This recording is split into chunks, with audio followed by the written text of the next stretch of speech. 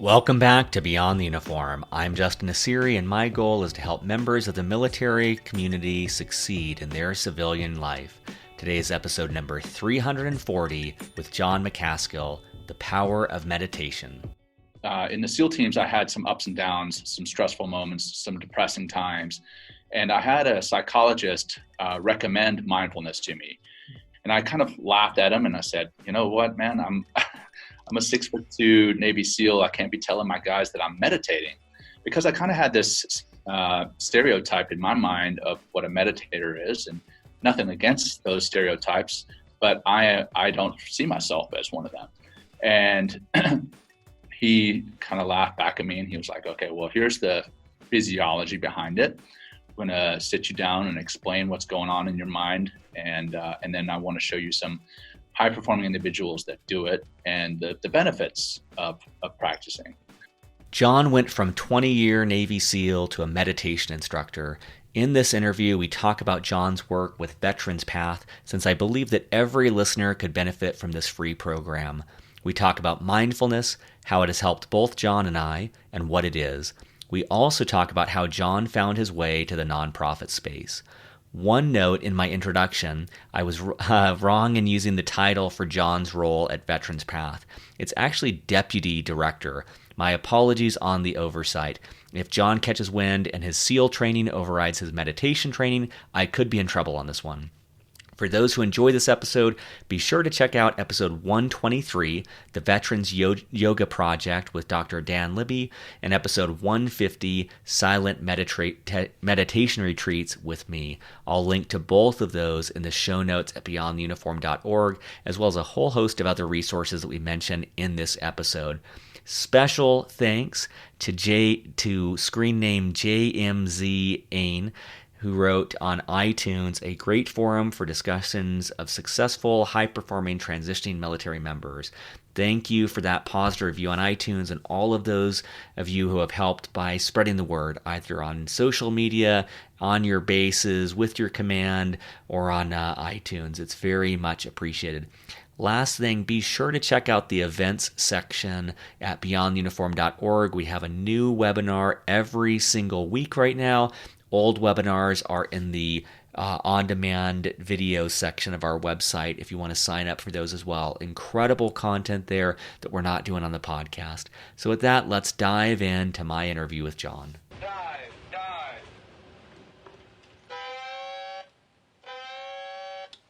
Well, joining me today in Norfolk, Virginia, my guest is John Macaskill. John, welcome to Beyond the Uniform.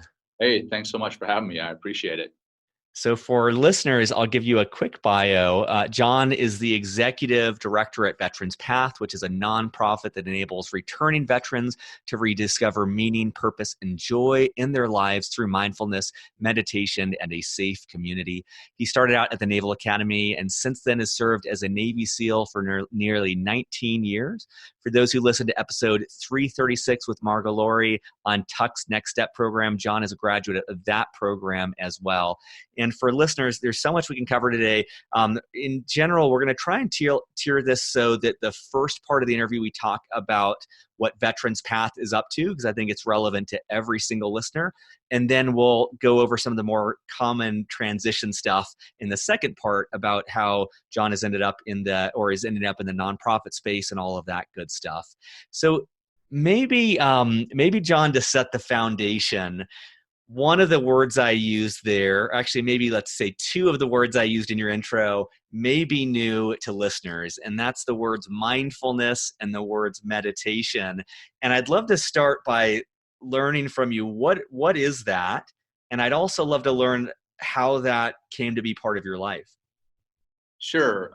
So I'll start with kind of how I define mindfulness with people who ask that question, and then every day now, and then get into how I got involved with it. So mindfulness in general is just being present in the here and now, and not being judgmental about the present.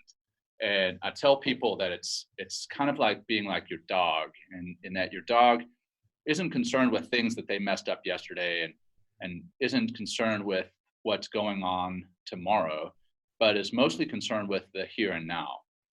And what what we found ourselves doing in this day and age, I mean, really in any day and age, but I think it's gotten a lot worse with technology, social media, being connected to our phones all the time. We're constantly looking at pictures or video of things that have happened in the past. We're worrying about things that have happened in the past, things we should have done differently, said differently, or we're worrying about the future, bills that are coming, whatever the case may be. And really, how I got involved with it is I, in the SEAL teams, I had some ups and downs, some stressful moments, some depressing times. And I had a psychologist recommend mindfulness to me. And in all honesty, when he said mindfulness, I was just like probably several of the people that will be listening to this podcast. I didn't know what that was. And then he recommended meditation, and I kind of laughed at him and I said, you know what, man, I'm a 6'2" Navy SEAL. I can't be telling my guys that I'm meditating, because I kind of had this stereotype in my mind of what a meditator is, and nothing against those stereotypes, but I don't see myself as one of them. And he kind of laughed back at me and he was like, okay, well, here's the physiology behind it. I'm going to sit you down and explain what's going on in your mind. And then I want to show you some high performing individuals that do it and the benefits of practicing. So I practiced for a couple of weeks. And by practicing mindfulness and meditation, what I mean is I started very simply with just some apps. That was the meditation piece, setting aside some time to actually sit down and meditate, not just trying to be mindful through my day. And by mindful, what I mean is literally paying attention to the here and now. So those mindfulness exercises may look like, as you're driving, you may actually pay attention to the steering wheel, the sensations of the steering wheel in your hand, or the sound of the wheels rolling, of the car rolling. So that's mindfulness. Anyway, I did it for a couple of weeks and I went back to the psych and I'm like, hey man, it's not working for me. What else you got? And he laughed at me. He's like, well, what you've done here is like going to the gym for 2 weeks and then coming back to your personal trainer and saying that it's not working. Mm. So I practiced for about 2 months after that. And then I started to see changes in how I was handling things, how I was handling stress. I didn't feel the lows of the depressions that I was getting. I was communicating better with my wife, communicating better with my coworkers, handling things just in a completely different way, more rationally and less reactive, more responsive, if that makes sense. At the same time, as I was going through all this, a friend of mine sat me down, a senior SEAL who had retired. And he sat me down and he's like, hey man, if you're thinking about retiring, you need to start thinking about what it is you want to do. And so I started dabbling in various industries, talking with people from commercial real estate and finance and whatever. And those are all well and good. I have nothing against those industries whatsoever, but they just weren't jumping out at me, something that I was passionate about. So I started realizing that I was teaching people about what I was learning as far as mindfulness and meditation, and thought, hey, you know what? I can do this for a job. And then I started doing it with local corporate teams, and then actually heard from Veterans Path. As we get into the transition part of the conversation, I'll talk about some of the foundations that I got connected with. Well, because of the Commit Foundation being one of them, I ended up getting connected with Veterans Path. They called me, and then the rest is history. So here I am as I'm actually their deputy executive director, but we the executive director is Dave Drake. He and I kind of go back and forth and say, look, there's really no deputy, and then head honcho. We're really kind of one and the same, and I appreciate the autonomy that he's given me to really run and do my own thing and learn from my falters and just run with it. So that was a really long answer. Sorry. No, I love it. I love it. I love the gym metaphor. I think that's like a good way to set expectation of not expecting instantaneous changes. You mentioned that you started to recognize, as you maybe had a month or so under your belt, you started to recognize changes in terms of like handling stress and things like that. What were, just to get a little bit more specific for listeners, like what sort of changes did you start to notice? Yeah. So what I first and foremost, what I noticed was I was more focused through the day. So I've got an almost 3-year-old little girl now and a 10-month-old little boy. Mm. And what I had noticed that I was doing was when I was holding my little girl. So at this time she's like 9 months old, maybe not even that old. Um, and I was thinking about things from the past that I could have changed again, and then worrying about paying bills, worrying about what I was doing at work. Even though I was home, I was worried about work. I was thinking about things that were not happening in the very moment. And after meditating and practicing some mindfulness practices for 2 months, when I was holding my little girl, I was paying attention to her. I was paying attention to her little noises she was making. I was paying attention to her facial expressions that she had. And I was paying attention to just the sensation of holding her. And I was like, wow, this is really a miracle that I'm holding in my arms here. And I've taken it for granted this whole time that we've had her. And then I realized that I'd taken so many other things for granted in my life. So friends, family, even work itself. Like I take work for granted. It's a steady paycheck in the military, and I would go into work and realize, hey, steady paycheck, get from point A to point B in my day, and then leave. Whereas after practicing, I was like, okay, well, I'm very appreciative for this job. Now I can go in and kind of attack it with the cliche saying, with the attitude of gratitude. But as far as stress, I mean, all those things that I was thinking about that were not in the here and now, that in and of itself was the stressors, and I wasn't thinking about them when I shouldn't be. So I found myself to be more focused and more relaxed when I was with family, and then I was more focused and more relaxed at work. So it kind of compounded on itself. It Mm. brought the stress levels down. I started sleeping better. As you start to sleep better, you start to stress less, you perform better. As you perform better, you stress less. It's just, I'll say it's an upward spiral instead of a downward spiral, Mm. and it builds on itself. So that's a I little think bit. that's great. I think that's great. One of the things I appreciate about your background is you come from what I think many would consider the modern day epitome of the warrior, the Navy SEAL, and then you're doing something that you shared your initial view on meditation, which I think is probably not too uncommon for many listeners, which is that's some hippie BS, or I don't know what it might be. But I'm curious, maybe even applying it to your time as a SEAL. Like, how how does something that could be considered woo woo like meditation, like how would that even enhance the performance of someone like a Navy SEAL, like a trained warrior? Yeah. So really, why would it not? Um, Mm. the When you really think about it, some of the most ancient warriors, they practiced this.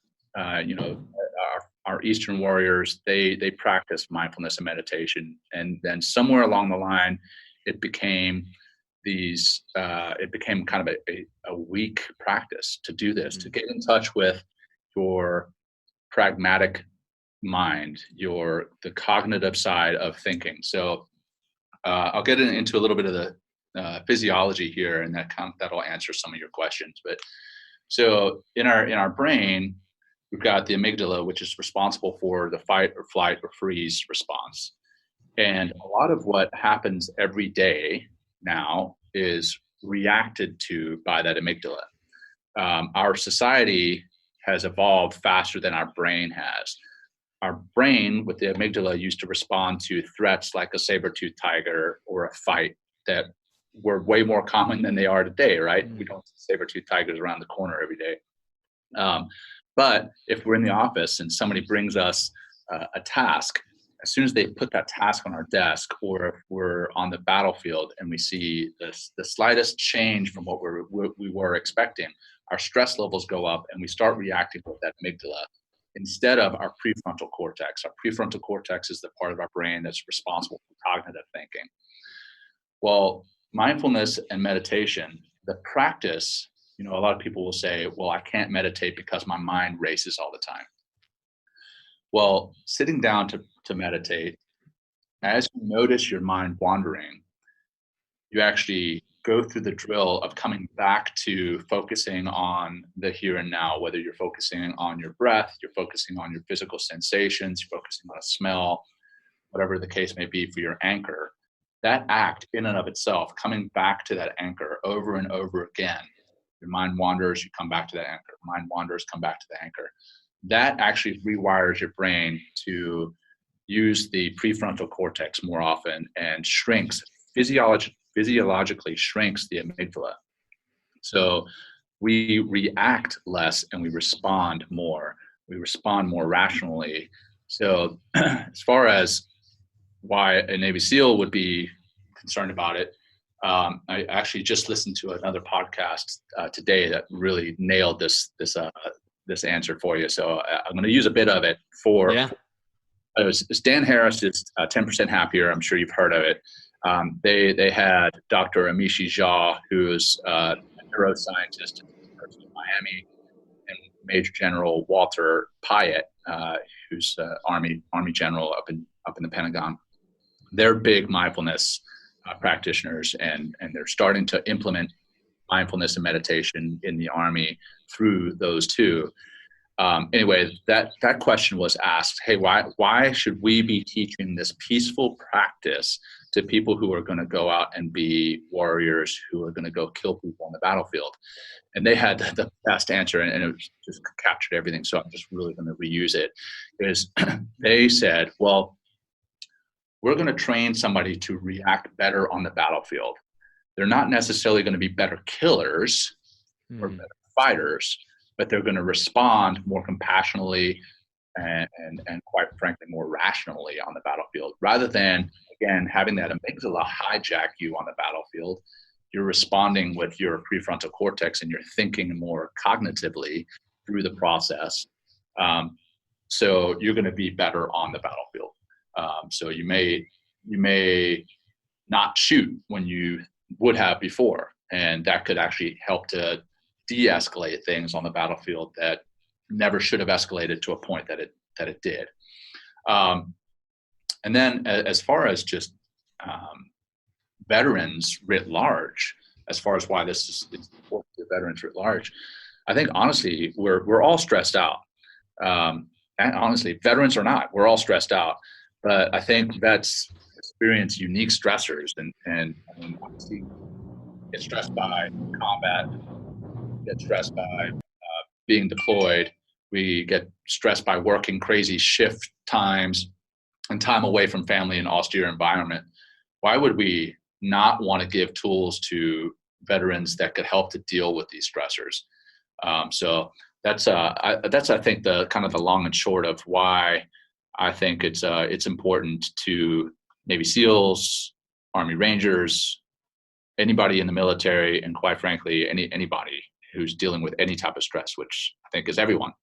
So I think that's a great example. And one personal example I'll use, I had gone on a meditation retreat, which is doing exactly what John is talking about for about a week, just kind of really, it's like the boot camp of meditation, and came back to the office the very next day. I had a fundraising call. So for my startup was trying to raise additional money, which is, you do a lot of these conversations, and got to the point where it was clear the person wasn't going to invest. And I because I was coming from having done all this meditation, I noticed in me getting, this urge to just get off the call. Like, okay, it's not going to work out. Let me just go do something else. And the choice that John had talked about earlier, like that was kind of the choice that I had, was like, okay, I feel really like, I just need to get out of here. Let me move on to the next thing. And then I had a moment or two to actually decide, do I want to do that? And I Right. was able to switch gears. I'd never, I don't think, done this before on a fundraising call like this. I was able to switch gears of like, hey, you're not going to invest. That's great. Give me some candid feedback on this, this, and this. And it was, we talked for like another half an hour. It was incredible. It was the most direct and honest feedback because I wasn't asking him for money. But I very clearly knew that had I not been, if I had been just more reacting and just kind of knee jerk reaction, I would have just gotten off the call and gone on to something else rather than choosing to like engage with this person in a different way. So that's just one other example of what you're talking about, John, of that just having a little bit of space to choose. Do I want to respond as I always do, or do I want to maybe choose to respond in a different way? Right. Right. Exactly. Could you share a little bit more about Veterans Path? So what is it and how can listeners be involved with that?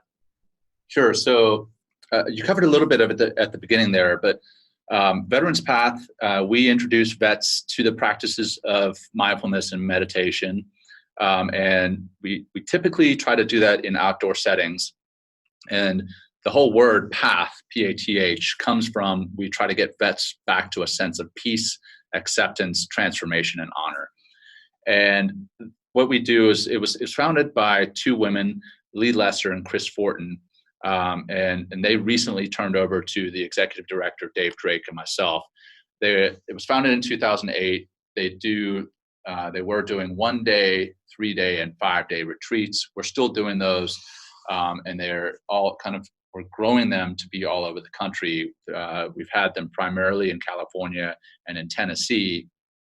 We're going to try to have them in California, Colorado, Tennessee, and here in Virginia, and potentially even in Louisiana. The reason Louisiana is, funny enough, I just went home over Christmas and ran into a classmate of mine from high school who was doing something similar there in Ruston, Louisiana, of all places, with veterans, and he wanted to partner up with Veterans Path. So there's potential for some retreats there in Louisiana. But what we do at those retreats is we introduce veterans. Currently, we're working with only veterans. We don't work with active duty. We're going to be changing that here soon. But work with veterans who have been exposed to traumatic stress on the battlefield, traumatic stress through military sexual trauma, whatever the traumatic stress is, we work with them. But we're also, since Lee and Chris, the founders, turned over to myself and Dave, we're looking to grow that to where we work with not only active duty as we kind of grow, but really work with all veterans. So it would be transitioning folks, because that's a huge stressor. As you look to transition and you lose your identity, that's a huge stress, and we want to work with them. So we're going to be trying to work with the Transition Assistance Program Office, and really grow the program, but more importantly, grow the services that we offer to more veterans, more active duty members. As far as how somebody would get involved, we're online. It's just Veterans Path, PATH again, veteranspath.org. Or you can find us on most social media platforms, or you can hit me up. It's just John at veteranspath.org. If you have any questions, I'm always happy to answer them. So that's a little bit as far as how I got involved with them. It was through, again, the Commit Foundation. Through transition, I went out to Colorado Springs to do a transition workshop, a Pursue Your Purpose workshop. That's what they call it. And ran into a Green Beret out there who was involved in the health and wellness field in Colorado Springs. He introduced me to Bob McLaughlin, also a former Green Beret there in Colorado Springs, who runs an organization called the Mount Carmel Veterans Service Center. And Bob and I talked about potentially my coming in there and running mindfulness and meditation training for transitioning vets there at the Mount Carmel Veterans Service Center. And then he asked me if I'd ever heard of Veterans Path. And then, like I said earlier in the conversation, next thing I knew, Veterans Path was contacting me. And I'm still active duty right now, but I am doing this deputy executive director position as part of the SkillBridge transition program, where you can do an internship with an organization out in the civilian sector while the military continues to pay your salary, as long as the military, obviously, as long as they buy off on it and you meet certain requirements. But yeah, that's a little bit about Veterans Path and how I got involved, and a little bit of the transition piece there with the SkillBridge, or technically I'm doing the SkillBridge program through the SOCOM Care Coalition Fellowship, but that's a mouthful, so I just keep it down. I think that's a great example of planning ahead for a transition, and also a great example of how much serendipity. You were doing a lot with the Commit Foundation. You were going to different events. You were putting yourself out there. You're meeting a lot of people, and out of all of that effort comes these chance encounters that lead to what you're doing. And it's a great plug for the SkillBridge program as well, for you to be able to get this experience without having to make a huge monetary sacrifice right away. It really helps. I mean, if this is what I want to do afterwards, which I'm thinking it is, and as long as Veterans Path likes me, it'll transition into an actual paying gig at the end of the SkillBridge program. It's a phenomenal program. SkillBridge is. More and more people are finding out about it, which is great. But I think the education at one point for SkillBridge was not on par. The website is a lot better than it used to be. The policy, I think, is being rewritten to be more clear. So I think in the coming years, we're going to have more transitioning service members taking advantage of the SkillBridge programs. That's great. That's great. Is there, for listeners, so we'll put on in the resources links to 10% Happier, to your podcast, to Veterans Path. I'm just wondering, is there any exercise or practice that you would give to them that they could just kind of put to use right away if they wanted to, if they're fired up about what you're talking about and they wanted to kind of give this a try for themselves? Sure. I mean, honestly, I started very, very basically, like when that psychologist told me, "Hey, go out and try it." I got on Insight Timer, which I actually have some Insight Timer meditations on there, and I've also got a lot of what I covered in this podcast. I have in a science and benefits piece on Insight Timer. But anyhow, there's tons of apps. Insight Timer is one of them. 10% Happier. There's really hundreds of different apps that are out there, and then within each app there's thousands of different guided meditations. But what I would recommend somebody do if they're wanting to start tomorrow, start today, is set aside some time. That's the hardest thing, is you've got a schedule that you're keeping right now, and then to add 10 or 15 minutes. It sounds simple, but people forget to do it. And if you don't schedule it, it doesn't happen. Or at least for me, if I don't have it on my calendar, I kind of live and die by my calendar. It doesn't happen. So I intentionally schedule time to meditate, just like I schedule time to get to the gym.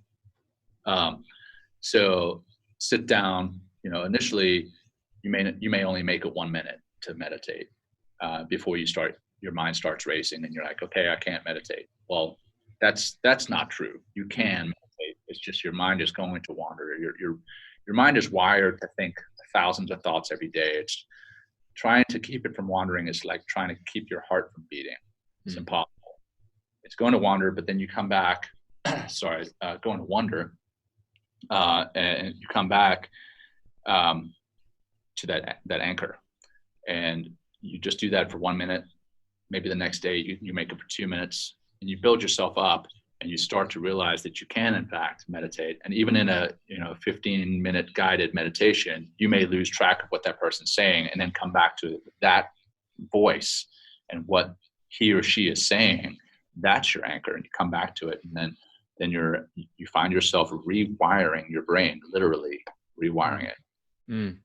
What advice do you have? Because you're making 20 years military into the nonprofit world.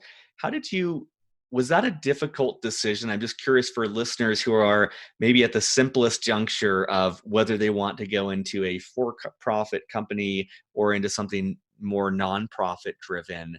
How did you approach that, or what advice do you have for them about thinking about that? Sure. decision? So I mean, full transparency, I've been with Veterans Path officially since the beginning of November, so not very long. I was kind of working with them unofficially back in like September and October, so 4 months or so, 4 or 5 months. So my experience in the nonprofit world is fairly limited, and it's almost exclusively with Veterans Path. That transparency blurb out of the way. Working in a nonprofit, I think if depending on what the purpose is and what you're passionate about, it's hugely fulfilling. I mean, the reason I joined the military was to help other people, through serving, and now I'm doing that serving in another way. If you're in the military and you joined because you wanted to serve, the nonprofit world is a great way to do it. When people say nonprofit, that doesn't mean you don't get a paycheck. So that's kind of a misnomer. There's not most of the work has to be for the purpose, right? Or most of the money that comes in has to be for the purpose of the program. That's why it's called the nonprofit.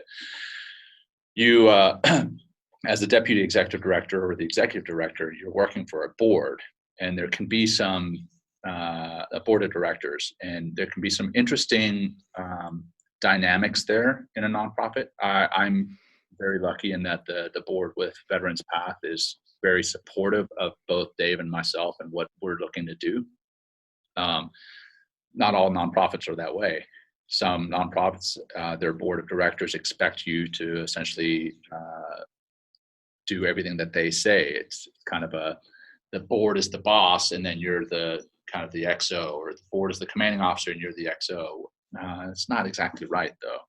So anyway, that there's definitely subtle nuances that make working in the nonprofit space a little bit more complicated. But again, another side of my transparency is I've only worked in the military, and I haven't worked in the civilian sector for a for-profit business. So this is just based on what I've heard since I've been working for Veterans Path and what I've read as I was preparing to work for a nonprofit. I am actually going to school here locally at Norfolk, in Norfolk, Virginia Beach area at the Tidewater Community College. They have a nonprofit center of excellence or academy. And you can, if you get a certain number of credits through that, then you can graduate with a certificate of nonprofit management. So I am learning a lot there. But again, it's all classroom work. So I would probably be better prepared to answer that question more accurately in a couple of years. So maybe come back to me. We'll do a refresh. What about you? You had mentioned different locations for the retreats that you do. For people who are listening who are interested in that, could you share a little bit more about how that works and if there's any associated cost with that? So yeah, I'll hit the cost piece first. As far as the retreats themselves, there's no cost to the veterans. We do a lot of our fundraising, donations through social media campaigns, fundraising campaigns, GoFundMe. The podcast itself is another funds driver. But we pay for the veteran to go through the retreat. As far as travel to the retreat, that is on the veteran. They've got to pay that. So we do retreats out in California, around the San Francisco area, around the Monterey area, down in Carmel Valley. We're looking to do retreats in Colorado Springs, and then we've done them in Tennessee. And then by virtue of the fact that I'm here in Virginia Beach, Norfolk area, we're going to be starting some retreats here locally. We're going to start kind of a pilot with some of the local mindfulness facilitators that are not plugged into Veterans Path yet. I'm going to get them plugged in, and then hope we're going to start with 1-day retreat pilots, and then grow from that 1 day into the 1-day, 3-day, and 5-day retreats out here. So really, I mean, if you're anywhere in the country, you should be able to get to one of those 4 locations fairly easily. But long term, we hope to have this as something that we're doing with not just the vets, but active duty, and hope to have it implemented, if it's virtually, implemented in the TAP program, the Soldier for Life program, all the different transition programs that are out there. Excuse me. So if cost is an issue for travel, long term, we plan on implementing some virtual stuff. We've actually started a partnership with eMindful. If you've heard of them, but they're another mindfulness and meditation company, and they have a really unique program in that if people practice on their platform for 14 minutes a day, 14 minutes a day being 1% of your day, you do that, they rack up minutes, and you can actually donate those minutes to a nonprofit of your choice if it's registered with eMindful. And Veterans Path is one of the nonprofits registered with eMindful. Not only that, but we've also got some veteran-specific, veteran and service member-specific meditations on eMindful, which I haven't found a whole lot of those, but it's literally me just recording some mindfulness courses that I've done, and I've given them to eMindful to spread to veterans who may not be able to make it to our retreats. That's great. That's really great. And for listeners, I'll add in the resource sections at beyondtheuniform.org for this episode the links to Dan Harris and 10% Happier, that recent podcast that John mentioned, Insight Timer, eMindful, all of these things. But I think it's great for people who are new with starting to kick it off on eMindful and rack up some minutes and some donations for Veterans Path. Are there any other resources that you would point listeners to, books, podcasts, anything that you recommend they check out? So I'd be remiss if I don't mention my own podcast, Veterans Path. Veterans Path podcast. We have only recently started. Our listenership is fairly small right now, but we're growing. But what I'm doing with Veterans Path podcast is I bring not only veterans, but other members of society to include some very elite athletes, very high performing corporate leaders on to discuss how they have gotten into the world of mindfulness and meditation, why they practice, and not just mindfulness and meditation, but mental health, and what modalities they use. Maybe they use yoga, maybe they use Aikido. People do use other modalities, but really when you boil it down, it all comes down to focusing on the here and now. So anyway, Veterans Path podcast. Obviously, I'm a huge fan of the Dan Harris one.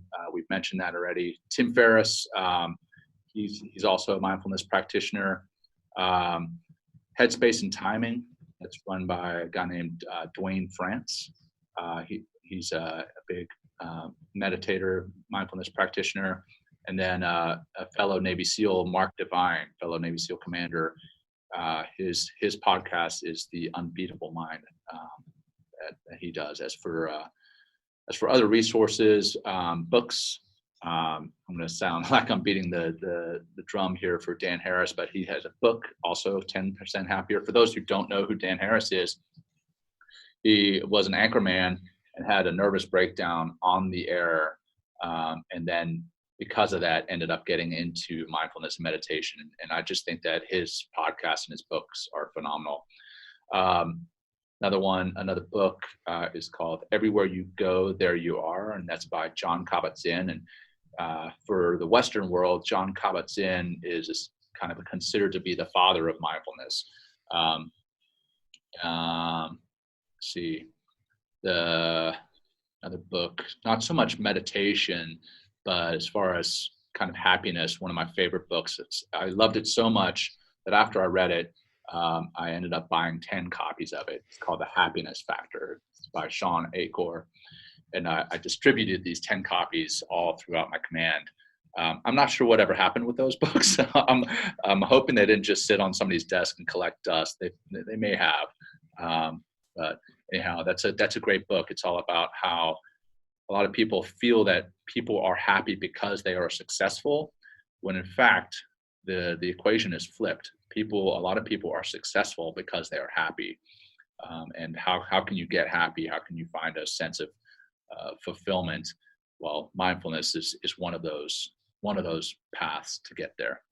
So I'll give a quick plug for Dan Harris's 10% Happier. I think he does a great job of just making this really understandable, and it just kind of tracks his journey from this TV anchor into someone who the premise I like too. It's like, yeah, on average, it'll make you about 10% happier. So it's not like it's claiming to just kind of revolutionize everything. And then the happiness factor, I actually found that because I saw a TED talk that Sean Acor had done, which is exceptional. I'll add that in the show notes as well. It's really entertaining, really funny. But the TED talk's like 15, 20 minutes. Kind of you get the gist of it. But then the book is great because it really goes through some practical things you can do to lead a happier life. Yeah, if you're a Yale graduate, you may not appreciate some of the Yale jokes, but it's all good fun. Yeah, it is. It is. Well, I always like to leave space at the end, which you can take as either what have we not covered that you want to make sure listeners know, or what is some final things you'd like to leave with them before you wrap up? um, I mean, with the name of your podcast and the ones that I've listened to in the past, I mean, a lot is focused on people as they are transitioning to the other side, the kind of the wearing beyond the uniform, right? So I do want to talk a little bit more about transition, and then I'll be done. But I thought transition was going to be very easy. I thought that it's a little bit arrogant of me, but being that I was a Naval Academy graduate and that I'd been in special operations, that I was going to be set as I transitioned out. Then, as I mentioned earlier in the podcast, a good friend of mine, former '06 Navy captain, had retired. He had gotten out, and he said that his transition, he had not put in as much time and effort into the transition as he should have. And he told me, "Hey, you need to sit down with as many people as you can, have 1,000 cups of coffee, pick their brains about what it is they're doing, how did they get to where they are, and find out if that's the path you want to get to. And then um, once you identify which industry it is you want to get into, and then which role it is, how do you get from where you are now to there?" And I picked up, because of the Commit Foundation's recommendation, I picked up a book called Designing Your Life. And I'm sure you've covered this on your podcast before, but just in case somebody's listening for the first time, Designing Your Life by Bill Burnett and Dale Evans, that helps you actually take it with you through a couple of weeks, 3 weeks of your life, and you write down everything that you're doing and whether it gives you energy or whether it takes energy away from you. And I was doing that as I was going through my transition, and that's actually how I identified this is what I want to do. I want to work in the nonprofit space. I want to teach people mindfulness and meditation. Oh, lo and behold, there's already a nonprofit that does that. Boom, it worked out. And then the last book that I would make a plug for is The Transition Mission.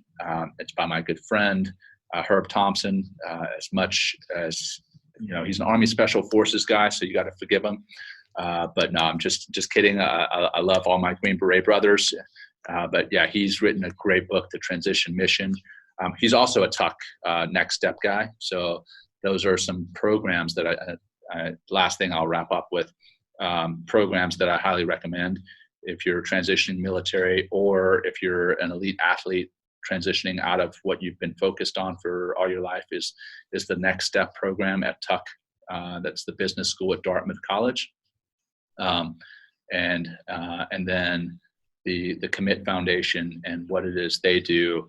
And lastly, for special operations, the Honor Foundation and what they do for transitioning. So those are programs you can look into, and they will really help through the transition part of things. Lastly, it is stressful no matter how much work you put into it. So take some time for yourself, take some time for you and your family, and kind of focus again on the here and the now, and really be mindful about the fact that you're coming to the end of a 4-year career or a 30-year career. Hey, you've given time to our country in service, in the military, and thank you for. I mean, I'm still active duty, but I'm thanking you for your time and your service. but you need to also just take some time for yourself and your family. So I think that's it, Justin. That's wonderful. And I don't actually think we've had a lot of plugs for designing your life. I love that structure of writing down the activities. That's really great.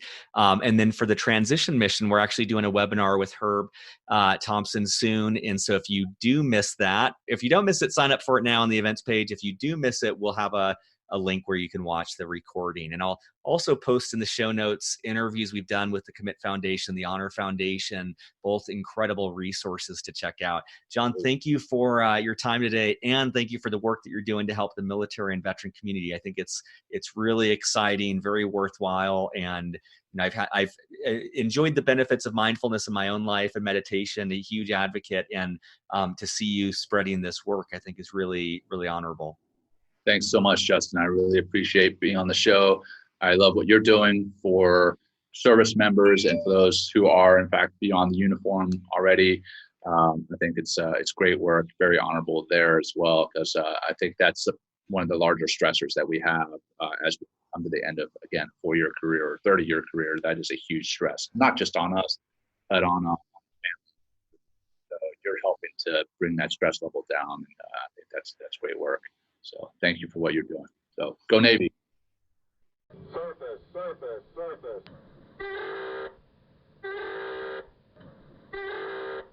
Beyond the Uniform is written and produced by me, Justin Nassiri, with help from our Chief of Staff, Steve Bain, and our editor, Kathleen Dillon. We are an all-volunteer organization and would greatly appreciate your help in any of the following ways. First, spread the word. Beyond the Uniform has over 330 podcast episodes and 15 on-demand webinars, all offered for free. Help us spread the word on social media, at military bases, or whatever gets this resource in front of more men and women who need it. Positive reviews on iTunes go a long way towards this as well. Second, sponsorship. Beyond the Uniform relies on sponsorship to keep us going. There is so much more we'd like to do, but we don't have nearly the resources to do so. If you know of a company that would like to advertise in any way with Beyond the Uniform, please send them to beyondtheuniform.org. Third, donations. If you're in a financial position to donate, you can find more information on the support section of beyondtheuniform.org.